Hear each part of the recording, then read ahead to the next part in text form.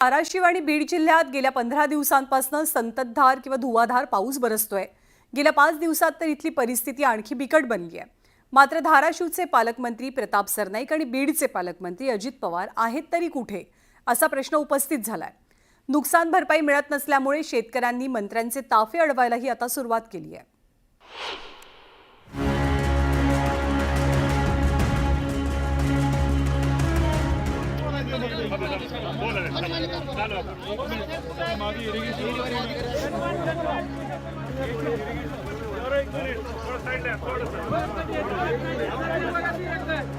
अतिवृष्टीच्या आपत्तीमुळे संकटात सापडलेल्या शेतकऱ्यांनी धाराशिवमध्ये जलसंपदा मंत्री गिरीश महाजन यांचा ताफा अडवला। पिकांचं नुकसान झाल्यामुळे संतप्त शेतकऱ्यांनी ताफा अडवत गिरीश महाजन यांच्याकडे मदतीची मागणी केली। प्रशासनाला शेतकऱ्यांचं काहीही देणं घेणं नसल्याचा दावा करत शेतकऱ्यांनी जोरदार घोषणाबाजी केली। गिरीश महाजन साहेब हे नेमके पूरस्थितीचा आढावा घेण्यासाठी आले होते का आमचे टिंगल करण्यासाठी आले होते?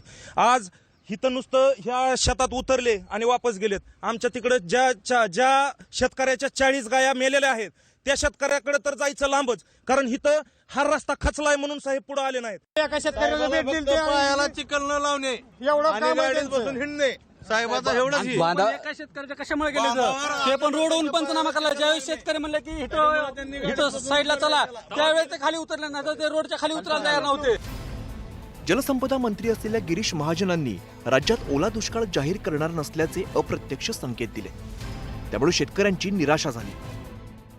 योग्य निर्णय या बाबतीमध्ये ओला दुष्काळ सरसकट असेल सरसकटी करतील, जिथे वेगवेगळ्या ठिकाणी वेगवेगळी परिस्थिती आहे, पण आवश्यक असेल त्या ठिकाणी आवश्यक तो निर्णय घेतला जाईल। मराठवाड्यातील मोठा भाग पाण्यात बुडालाय। इकडे सोमवारी ठाण्यात मेट्रोचं ट्रायल रन सुरू झाली आहे। सर्वसामान्यांचं सरकार चालवणारे कारभारी मेट्रो 4च्या मार्गिकेचं टेस्टिंग करत होते, तर गिरीश महाजन पाहणी करण्यासाठी नाशिकहून धाराशिवला पोहोचले। मात्र त्यांना शेतकऱ्यांच्या रोषाचा सामना करावा लागला।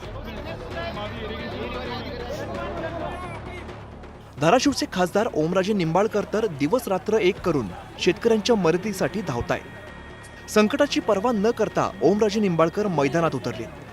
त्यामुळे धाराशिव आणि बीडचे पालकमंत्री आहेत तरी कुठे असा प्रश्न निर्माण झालाय। 15 दिवसांपासून धाराशिव आणि बीडमध्ये संततधार सुरू आहे। 17 सप्टेंबरला अजित पवार आणि प्रताप सरनाईकांनी ध्वजारोहण केलं। दोन्ही पालकमंत्र्यांनी 17 तारखेला पाहणी केली। प्रताप सरनाईकांनी मदतीचं आश्वासन दिलं, मात्र प्रशासनाकडून ते आश्वासन पूर्ण झालेलं नाहीये। तर अतिवृष्टीमुळे परिस्थिती बिकट झाली।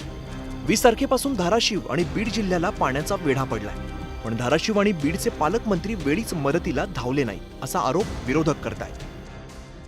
मोनोरेल मेट्रो वगैरे उद्घाटन मुंबईत ठाण्यात करतायत, राजकीय भाषणं करतायत,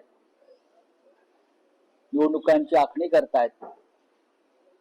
त्यांचे इतर मंत्री जे सहकारी आहेत ते सुद्धा त्यात अडकले आहेत। पण थोडं यातून बाहेर पडून पुढला काही काळ सरकारनं आणि मुख्यमंत्र्यांनी फक्त मराठवाड्याकडे लक्ष देणं गरजेचं आहे।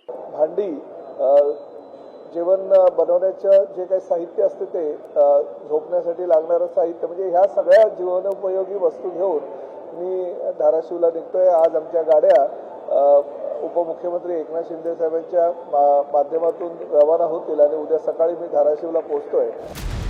राज्यात पालकमंत्री पदावरून सत्ताधाऱ्यांमध्ये किती रस्सीखेच सुरू आहे हे सर्वसामान्यांनी पाहिलंय।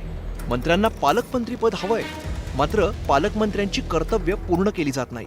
पालकमंत्री गरजेच्या वेळेला जिल्ह्याकडे पाहत नाहीत। पालकमंत्र्यांच्या जबाबदाऱ्या काय आहेत हे आपण आता बघूया। पूर, दुष्काळ, भूकंप अशा आपत्तींमध्ये तातडीनं निर्णय घेणं आणि मदतीचं नियोजन करणं, जिल्ह्याच्या प्रगती, अडचणी आणि गरजा राज्य सरकारपर्यंत पोहोचवणं, जिल्हा समन्वयकाची भूमिका पार पाडणं, जिल्ह्याला मिळालेल्या निधीचा योग्य वापर करून प्राधान्यक्रम ठरवणं, जिल्हाधिकारी, पोलीस अधीक्षक यांच्यासोबत वेळोवेळी आढावा घेणं ही पालकमंत्र्यांची कामं आहेत। मात्र ही कामं जबाबदारी पार पाडण्यात धाराशिवचे पालकमंत्री प्रताप सरनाईक आणि बीडचे पालकमंत्री अजित पवार अपयशी ठरले। हे दोन्ही नेते संकटाच्या काळात पूरग्रस्तांना मदतीचा हात देण्यासाठी वेळेत पोहोचलेच नाही। ही मोठी चूक त्यांनी लवकरात लवकर दुरुस्त करायला हवी। संतोष गोरे, न्यूज 18 लोकमत, मुंबई। करमाळ्यामध्ये रेस्क्यू टीमची बोट पंक्चर झाली। करमाळा तालुक्यामध्ये पुराचं पाणी मोठ्या प्रमाणात वाढलं। त्यामुळे नागरिकांना इथून रेस्क्यू करताना काही अडचणींचा सामनाही करावा लागला. करमाळ्यामधल्या संगोबा मंदिरात अडकलेल्या 90 जणांचं रेस्क्यू ऑपरेशन पार पाडण्यासाठी एक बोट आली होती, पण पाण्याचा अंदाज न आल्यामुळे ही बोट पाण्यात अडकली. रेस्क्यू ऑपरेशनच्या वेळेला बोट पंक्चर झाल्यानंतर त्याच्यावरती बसलेले 2 पुरुष आणि एक महिला आणि एका मुलाला स्थानिकांच्या मदतीनं थर्माकोल प्लेटवरती बसवलं गेलं आणि पुन्हा मंदिरात नेलं गेलं. वीरेंद्र उत्पात आपल्याला अधिक माहिती देतील. वीरेंद्र, काय नेमक्या अडचणी येतात रेस्क्यू ऑपरेशनमध्ये? ज्ञानदा, करमाळ्यातील संगोबा मंदिरामध्ये 90 जणांचं रेस्क्यू ऑपरेशन चालू होतं. मात्र पाण्यामधील अडथळे लक्षात न आल्यामुळे ती रेस्क्यू टीमची जी बोट आहे ती पंक्चर झाली. अनर्थ झाला असता. मात्र स्थानिक तेथील जे नागरिक आहेत त्यांच्यापैकी यांनी थर्माकोल प्लेटची सोय केली आणि त्याच्यावर त्यांना नेण्यात आलं. प्रसंग टळला असला तरी मात्र त्या तेथील नागरिकांचा जीव वाचला हे महत्वाचं आहे. ऐन वेळेस तिथं ती सोय करण्यात आली आणि ते रेस्क्यू ऑपरेशन पूर्ण करण्यात आलं. ज्ञानदा, धन्यवाद वीरेंद्र सगळ्या माहितीबद्दल.